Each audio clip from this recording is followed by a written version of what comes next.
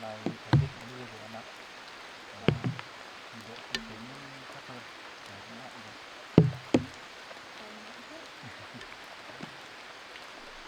Trời mưa lạnh thế này, ngồi bên bếp lửa này em cũng thấy ấm. Nhất là về mùa đông nhá. Mà ngồi bên bếp lửa này mà nướng sắn á, ăn ngon lắm anh ạ. Anh ăn món sắn nướng chưa? Anh chưa, anh chưa ăn món sắn nướng bao giờ. Thêm nào về trang trại, em đào sắn để mình cùng nướng được. Vâng, sắn ở trang trại ngon lắm. Nếu mà về đấy em làm món cho anh ăn nhé. Ừ, Mà hôm nay anh có về trang trại không? có em ạ. Lát nữa anh về trang trại. Rồi hôm nay anh cũng có hẹn với chủ nhà. Để tiêu à? Chắc là anh sẽ thuê cái ngôi nhà nhỏ đấy em ạ.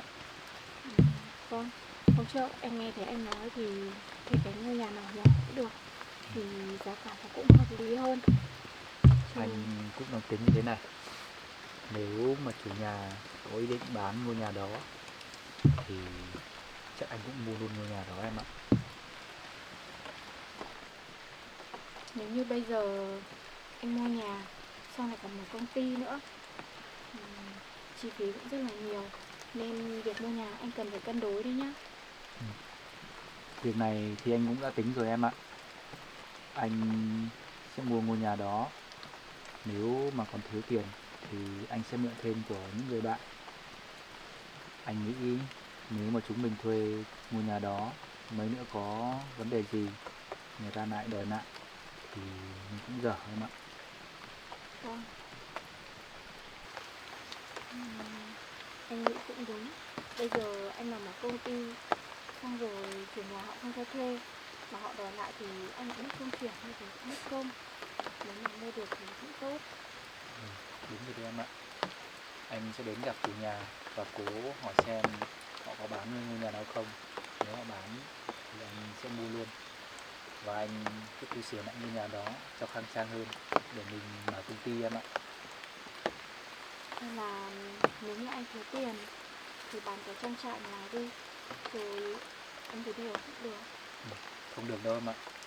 Anh nghĩ rồi, cái trang trại đó cũng là một cái công sức của chúng ta xây dựng nên cũng rất là nhiều rồi. Bây giờ mà em về ngôi nhà này ở, anh thấy ngôi nhà này cũng không còn tốt nữa. Thôi, em cứ về đấy trang trại ngoài ở đi.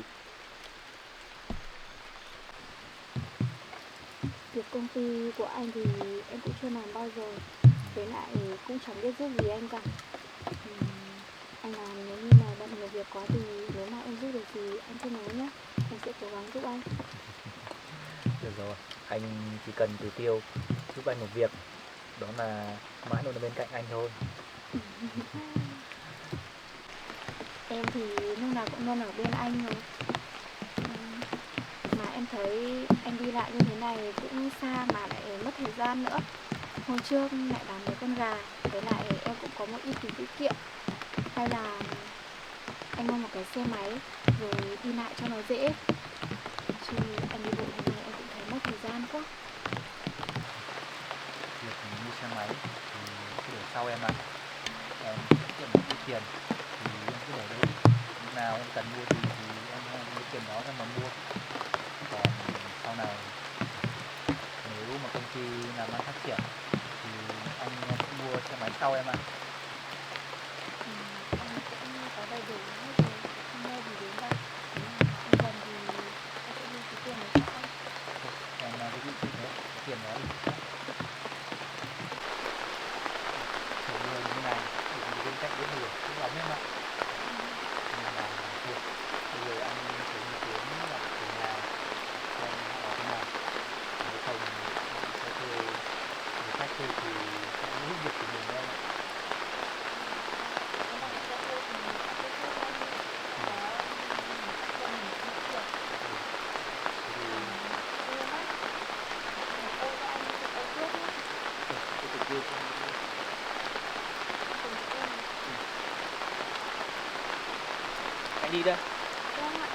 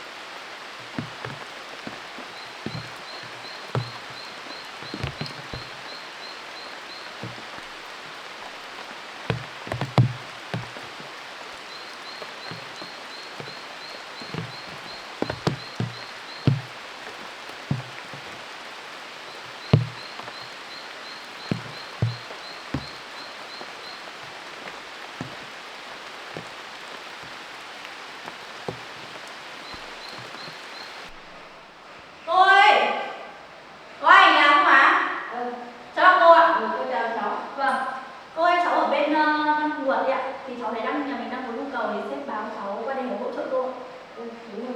Đây là cô mời cháu ngồi. Dạ vâng.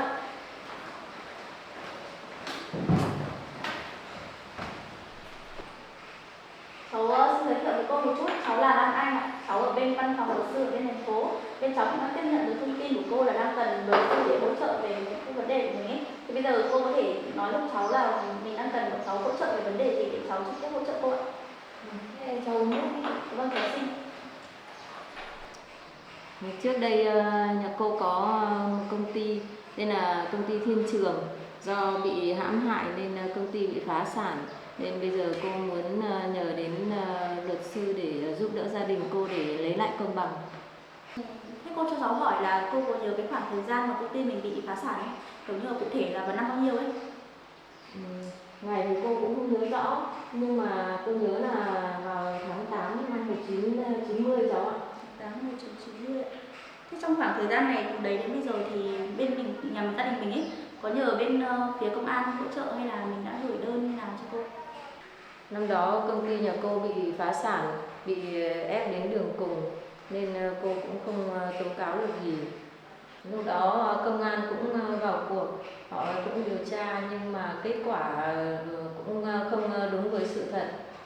Cho nên bây giờ cô muốn nhờ bên luật sư giúp gia đình cô để tìm lại đúng sự thật. Dạ vâng. Thế vậy cô cho cháu hỏi là cái giấy tờ, những tài liệu của mình ấy, liên quan về công ty Thiên Trường của mình ấy, thì bây giờ mình còn giữ được cái gì không ạ? Cô có giữ một số giấy tờ, cháu ngồi chờ cô để cô ghi lấy nhé. Dạ vâng, cô mang giúp cháu.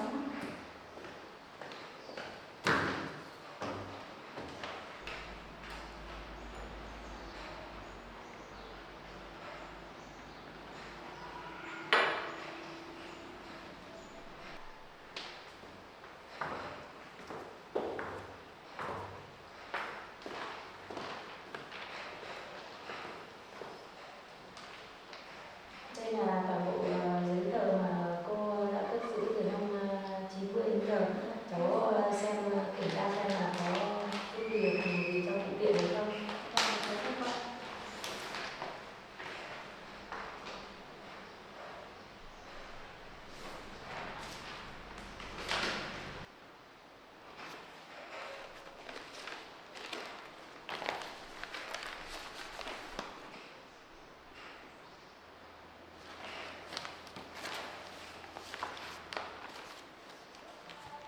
Cô cho cháu hỏi, đây có một cái danh sách này, đây có phải là nhân viên của mình, công ty cũ của mình không?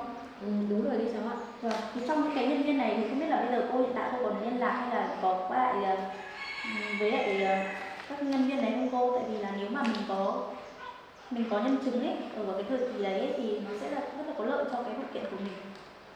Những người này thì cô lâu rồi cô không liên lạc được với họ, nhưng mà còn một người thì ngày xưa cô tên là Hoa, ngày xưa làm thư ký cho công ty nhà cô, thì cô vẫn liên lạc được với lại cô ấy. Thế ạ, thế thì tốt quá, cô liên hệ cô đấy giúp cháu với.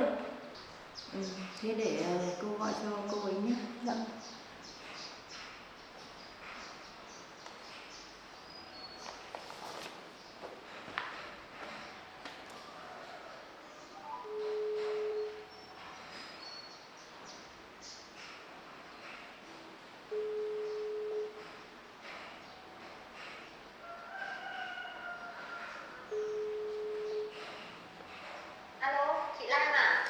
Chị đây. Em ơi, chị tìm được luật sư rồi, bạn ấy đang ở nhà chị. Em có thể xuống đây để giúp chị được không? Thế à, tiếc quá nhỉ, nhưng mà bây giờ em đang bận thì không lấy được. Thế là em bận. Thế em cố gắng thu xếp công việc xuống đây hộ chị một lát thôi. Chị ơi, thông cảm cho em nhé.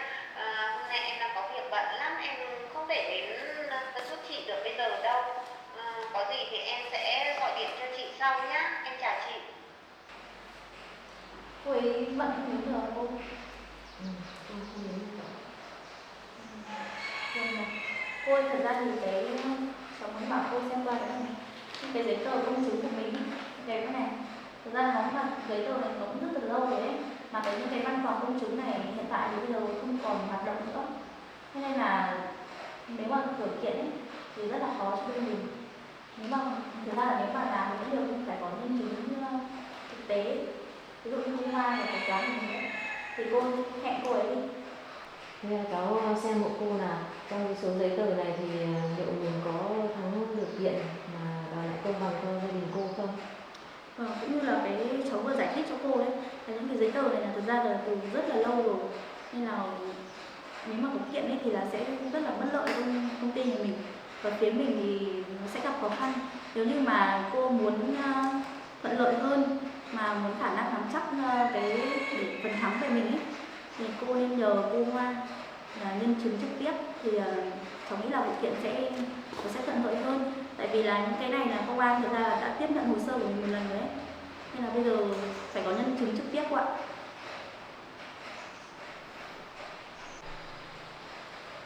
Những người làm cho công ty nhà cô thì bây giờ cô cũng không biết là họ ở đâu mà cô cũng không liên lạc được, nên là bây giờ chỉ còn mỗi cô Hoa thôi. Thôi để cô thuyết phục cô Hoa xem như thế nào. Thế thì cô cố gắng liên hệ với cô Hoa cho cháu nhé. Thì nếu mà cô Hoa đồng ý làm cho mình ấy, thì mọi thứ nó sẽ dễ dàng hơn. Còn bây giờ cháu gửi lại cô số giấy tờ nhỉ? Công ty bọn cháu thì lúc nào cũng sẵn sàng để đấu tranh lấy lại công bằng cho mọi người, nên là cô chỉ cần cô thuyết phục được bằng chứng cho thôi thì bọn cháu lại hỗ trợ cô tốt nhất. Cô cảm ơn cháu. Cháu xin gửi lại cô ạ. Bây giờ thì cháu cũng xin phép, thì có gì cô cần hỗ trợ thì cô có liên hệ với công ty nhé, thì bọn cháu lại xuống giúp cô.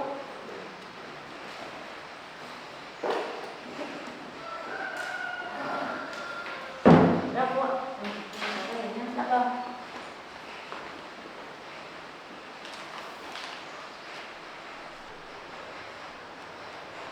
Không biết cô Hoa bận việc gì mà không xuống giúp mình được rồi. Nếu như với cái số giấy tờ này mà không có cô Hoa làm chứng thì mình sẽ không lấy lại được công ty.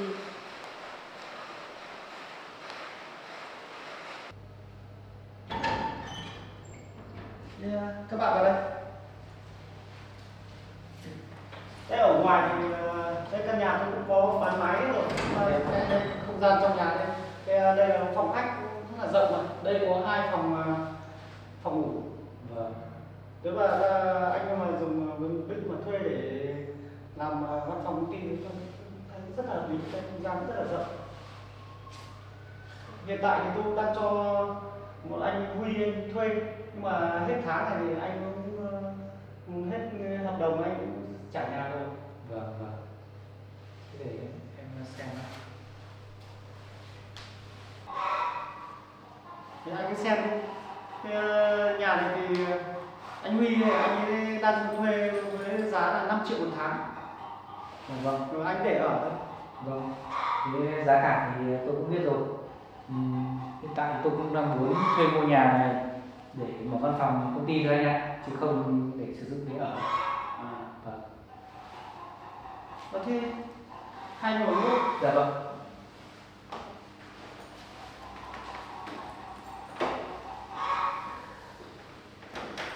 Về giá cả thuê thì tôi vẫn đang cho thuê là 5 triệu.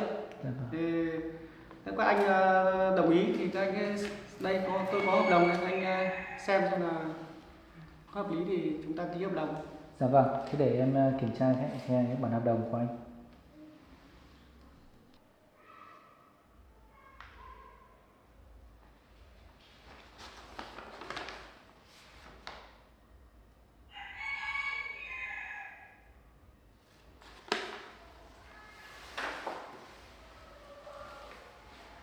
Anh ạ, thực ra thì tôi cũng muốn thuê ngôi nhà này để mở văn phòng công ty, nhưng tôi hỏi anh có thể nhượng lại và anh bán lại cho tôi ngôi nhà này được không?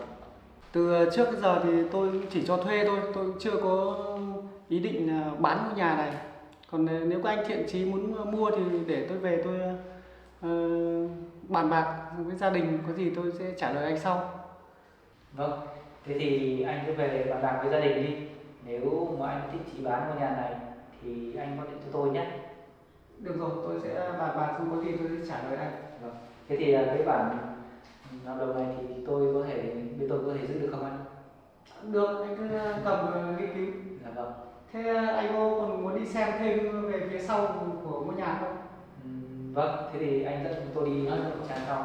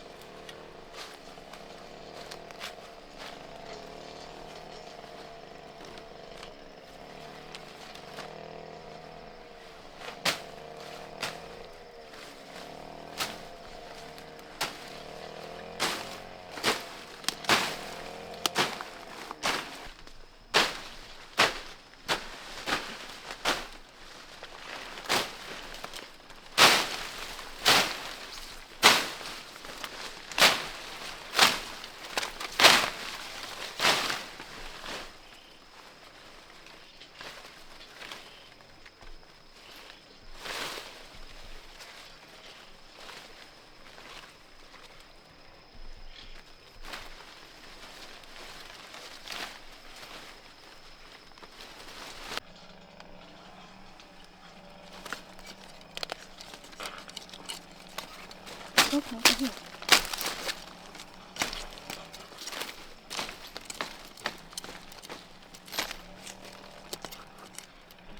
Hiểu lại.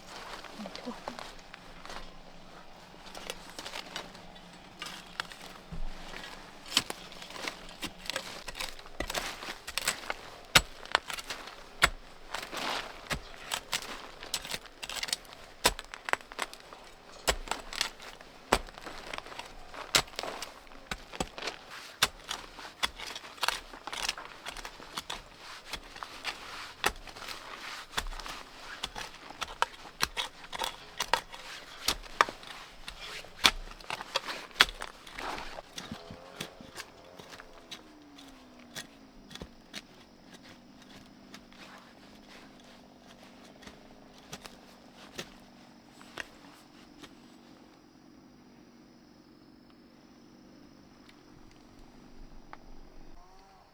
Cái dây này đến gai nhọn như này rồi.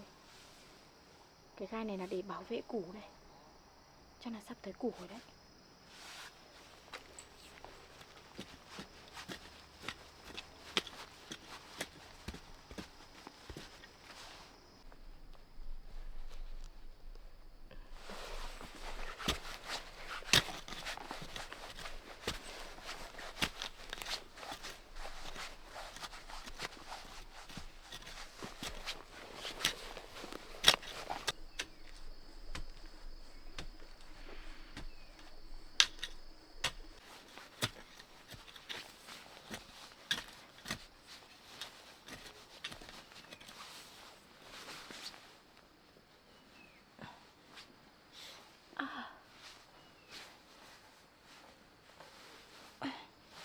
Ui dồi, to thế. Ui dồi, củ này nặng thế nhỉ. Wow.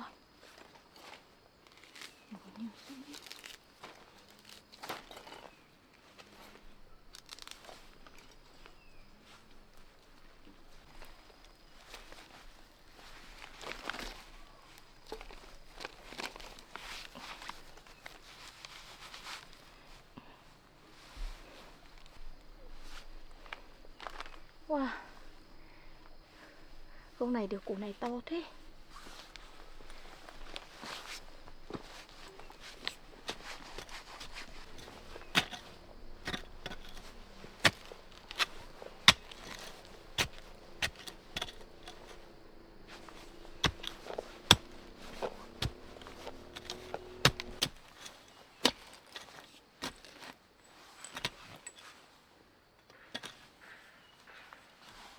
Củ này cũng to đấy nhỉ.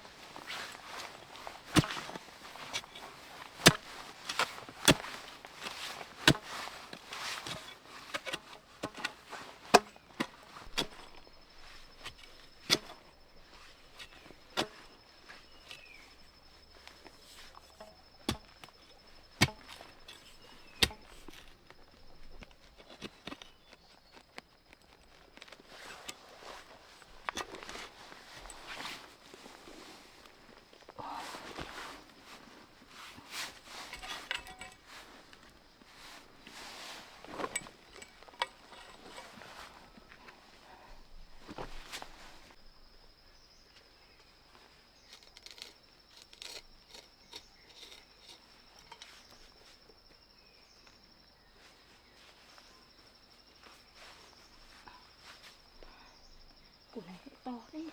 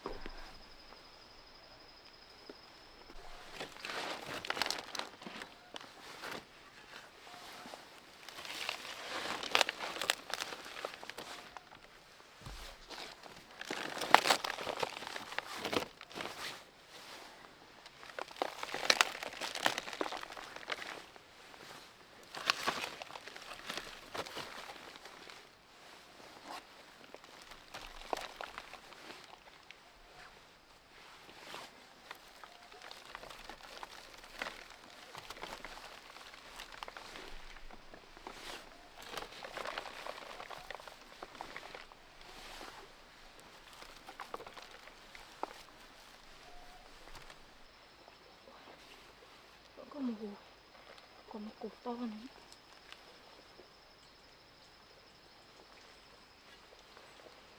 Mình cất cái này ở đây để đỡ người đứng sau.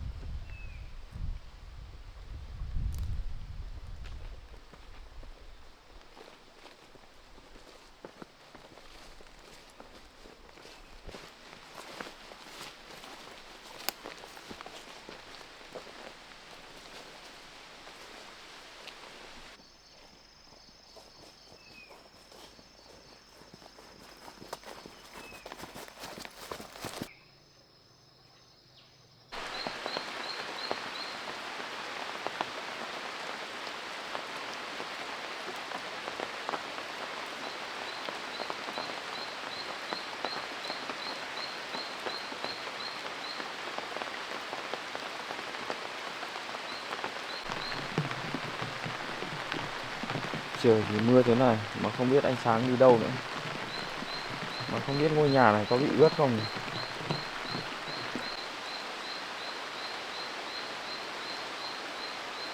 Trời càng ngày càng mưa to. Lại còn lạnh nữa.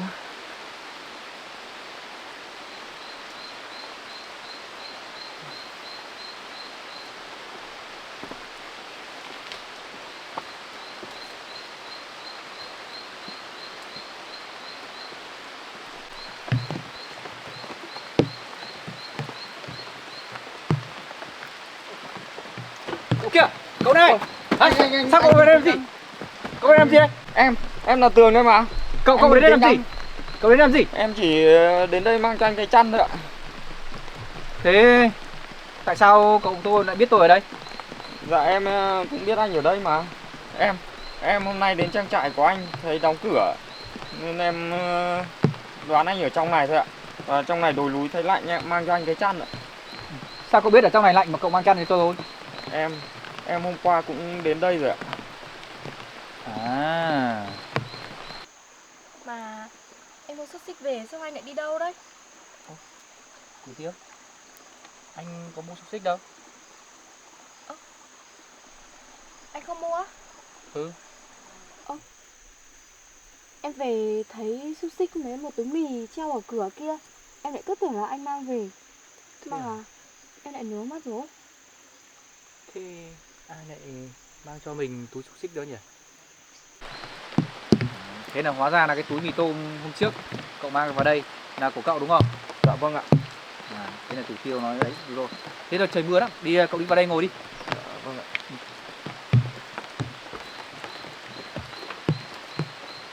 Đây, ghế đây. Vâng. Ở trong này cũng thấy lạnh nên đem cho anh cái chăn ạ. Thế được rồi. Thế tôi cảm ơn cậu nhá. Dạ vâng ạ. Cái gì? Cậu ngồi đi. Dạ vâng ạ. Thế dạo này em đã xin vào đâu làm việc rồi? Em vẫn chưa xin vào đâu làm anh ạ. Anh nghĩ em nên tìm một công việc nào đó để làm cho nó ổn định em ạ. Chứ anh thấy em cứ như thế này thì cũng không có thu nhập đâu em ạ. Em bây giờ cũng đang muốn giải quyết nốt một số vấn đề bên công ty ông Tuấn anh ạ. Xong bắt đầu em mới đi xin một công việc mới. Thế tình hình công việc ở công ty của chú Tuấn ấy thì em giải quyết đến đâu rồi? Vâng, thì từ lúc anh giúp em ấy, thì em cũng xin nghỉ việc ở công ty ông ấy rồi. Và còn một số vấn đề em còn bàn giao lại cho nhân viên của công ty ông ấy rồi. Em này, đợt này anh cũng đang có một số việc ấy. Nếu mà em giải quyết ở bên công ty chú Tuấn xong rồi thì về đây làm việc giúp anh nhé. Dạ vâng ạ, có gì em sẽ gọi điện ạ. Mà em giờ nghe giọng của em thì anh mới nhận ra có phải mấy hôm trước em đã là người gọi điện báo cho anh rằng có một nhóm người đến để bắt cóc Thủ Tiêu đúng không? Dạ vâng ạ, hôm đó em đi qua nhà chị Tử Tiêu thì cũng thấy chị Linh và một số người ở đó. Thấy bảo bắt cóc chị Tử Tiêu làm gì đó em cũng không biết. Em cũng không biết làm nào thì em gọi điện cho anh thôi ạ. Thế thì anh cảm ơn em nhé. Dạ vâng, không có gì anh ạ. Anh bảo này, em cố gắng giải quyết nhanh cái việc ở bên công ty chú Tuấn đi nhé. Anh thấy em cũng làm việc ở công ty đó cũng không tốt đâu. Dạ vâng, em sẽ cố gắng ạ.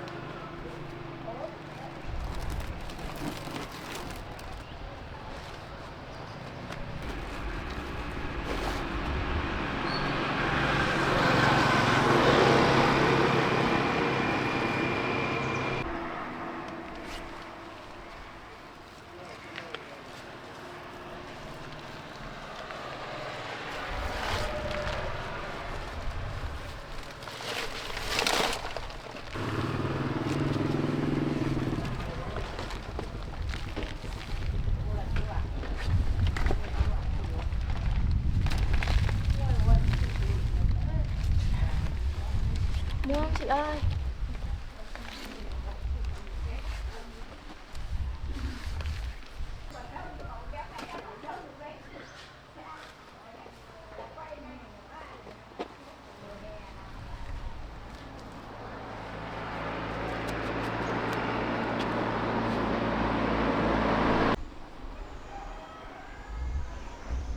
Rồi củ ấy ngon nhỉ?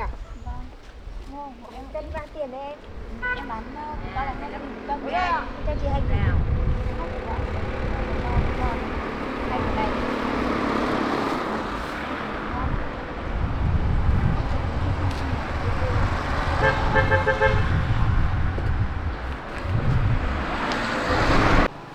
Thế lấy cho chị củ này đây, củ bên dưới đây. Chị lấy 2 củ à? Tôi lấy củ đấy với củ này. Củ này 4 cân mốt này. Củ to này nữa đúng không? Đủ to thế, mấy tiền cân này? Cháu bán 20.000 ạ. Ngon không nhỉ? Thế thì bán cho chú củ này. Vâng, củ này 3 cân rưỡi. 3 cân rưỡi với Là 4 đi, cân mốt là 7 7 cân 7 cân 6. Dã man nhỉ? Vâng. Củ này 2 cân 9 chú ạ.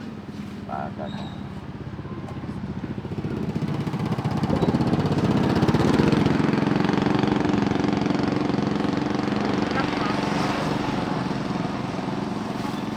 Chị ơi, cái củ này dài quá, em không có túi. Nó lại không vừa ấy. Thế bỏ một củ chút bát đấy cho chị. Vâng, em để lên chỗ này. Cảm ơn chú ạ. Tới biển được. Đắt tiền nhỉ? 7 cân 6 à? Vâng. 7 cân là 140, 6 là 152.000. Chị cho em 150, còn 2.000 thì thôi ạ. Đây nhé. Vâng. Em để lên đây nhá. Để đây hả chị? Cứ để đấy chị. Nặng thế nhỉ? Cái củ to này ngon lắm chị ạ.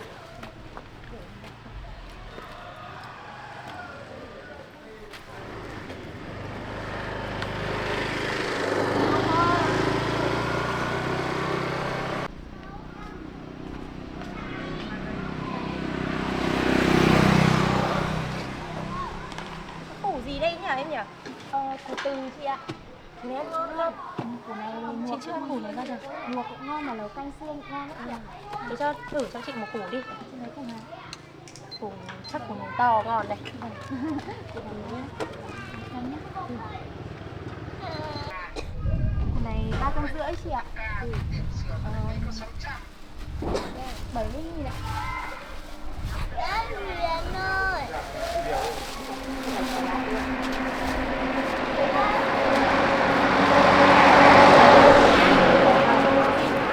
Thôi bán nhanh đấy, hết hàng nhá. Vâng.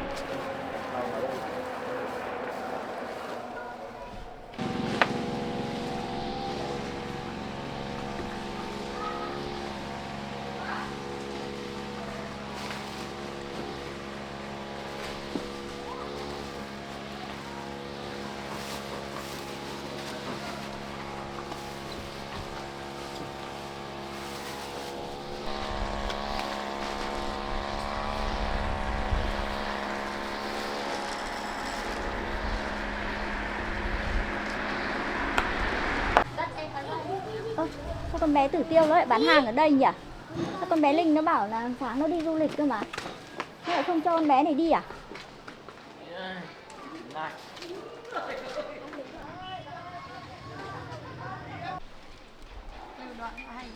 Con ở với ông à?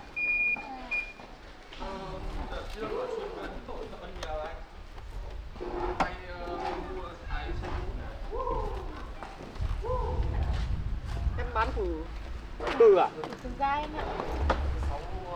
Anh lấy củ to hay củ nhỏ? Lấy anh cái củ.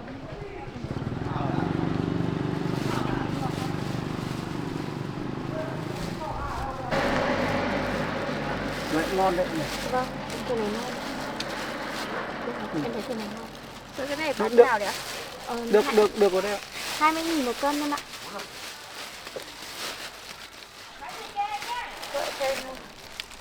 Chị cho em cái túi vậy ạ?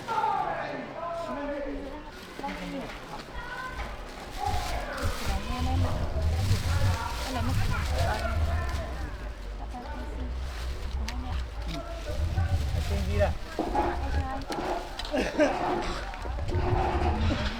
Anh lấy thêm miếng này cho ngon nhé.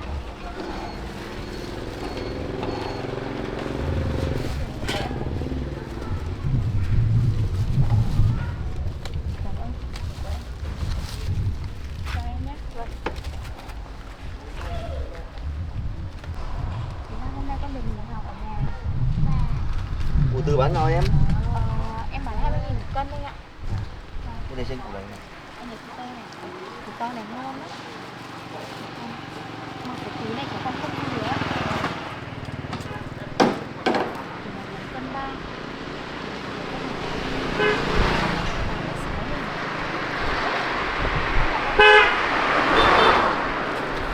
Cô thấy anh bán tại vì chúng nó cái túi này lại không vừa. Anh cầm cái này được không? Cầm hộ em nhé. Em cảm ơn anh. Con cảm ơn nhé.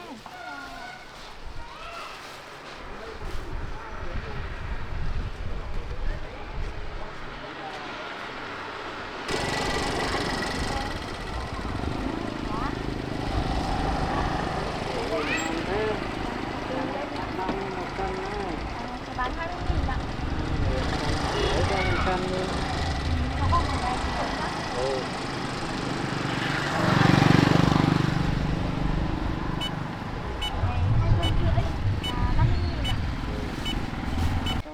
Xong thử tiền đấy nhá. Em chỉ xin.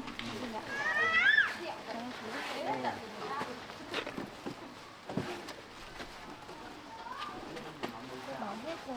Muốn ăn củ này không?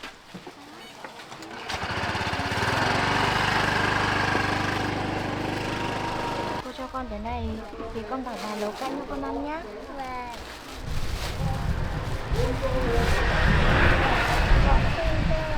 Thế con đi về đi, cô cũng về đây. Chào con. Ôi giời.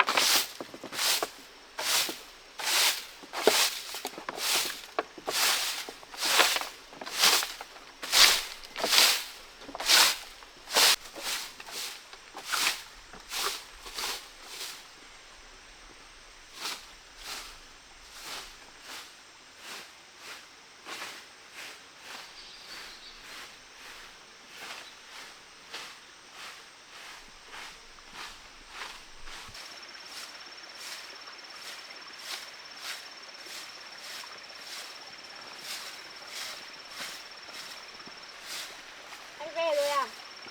Củ tiêu hả? Anh về lâu chưa? Anh cũng về lâu lâu rồi em ạ. Thì dùng cái tay đó. Anh gần đấy. Anh làm gì mà buồn thế? Anh vừa đi đào củ về.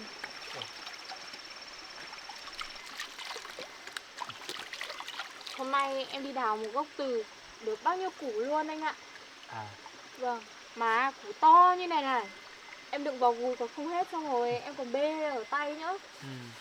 Chắc là cái củ đấy lâu rồi không có ai đào nên là nhiều củ. cái củ từ ấy nếu mà một khóm của nó mà đào ra cũng được nhiều củ lắm đấy em ạ. Vâng. Cái Mà- củ đấy có phải là cái loại mà nó có nhiều gai đấy không em? Vâng, nhiều gai lắm. Em có bị nó đâm một cái. Ui, có sao không em? Không, chỉ một tí thôi. Em làm cái gì cũng phải cẩn thận nhé. Chó đen đâu rồi? Con chó đen lúc anh về trang trại thì nó cũng đi theo anh về đó em ạ. Nên anh bận công việc để nó ở đấy, nhưng lúc về thì nó lại không về đây nữa. Chắc nó cũng quen với ở trang trại hơn rồi. Chắc nó cũng nhớ trang trại đấy. Em thấy nó vào đây nó cũng buồn buồn. Thôi cứ để nó ở đấy cũng được. Có gì hôm nào anh lại về đấy thăm nó sau. Mà công việc của anh hôm nay thế nào rồi? Hôm nay anh với Việt cũng đến để thuê được cái ngôi nhà đó rồi em ạ. Nhưng anh đang dự định nếu mà chủ nhà bán ngôi nhà đó thì anh cũng mua luôn ngôi nhà. Bây giờ mà anh mua ngôi nhà đấy thì cũng hơi nhiều tiền lắm nhỉ? Bây giờ mà mua ngôi nhà đó thì cũng phải mất một khoản tiền cũng rất là lớn. Nhưng mình mua được ngôi nhà đó thì ngôi nhà đó là của mình, nên mình cũng yên tâm để mở công ty em ạ. Vâng, em thấy anh tính như thế cũng đúng. Nhờ đến lúc mình mở công ty ổn định rồi họ bạn đòi lại nhà thì như thế cũng khó lắm. Thôi cứ cố gắng nên mua được ngôi nhà đó thì cũng tốt em ạ. Vâng, em thấy anh đang mở công ty như này cũng sắp làm giám đốc rồi. Nên là cái việc quét dọn vườn á, cứ để em làm cho. Ai lại được giám đốc quét bao giờ. Không sao đâu em ạ. Giám đốc thì nó cũng là con người mà. Nhưng anh làm việc này giúp em cũng không sao đâu. Bây giờ mới mở công ty thì anh cố gắng lên nhé. Anh đang ngắm gì đấy? Anh đang ngắm ngôi nhà của mình. Ngày trước có khu vực của cái chòi ở đây thì ngôi nhà trở nên ấm cúng hơn. Nhưng bây giờ cái chòi không còn ở đây nữa, anh thấy ngôi nhà cũng trở nên trống vắng quá em ạ. Thì anh cũng mang cái chòi về trang trại mới cho em rồi còn gì. Em thấy nha, để ở đây mà không có người ở là nó cũng sẽ hỏng đấy. Nhưng thôi, mình mang về ngoài trang trại, mình dựng lên ở đó thì anh thấy cũng đẹp mà nhỉ. Vâng. Thôi, mình về đi. Thôi đi. Em thấy đói chưa? Em cũng thấy đói rồi đấy. Thế thì đi về đi, anh sẽ lấy mì chúng mình cùng ăn nhé. Mình ăn mì nhá. Em thấy ăn mì ngon mà.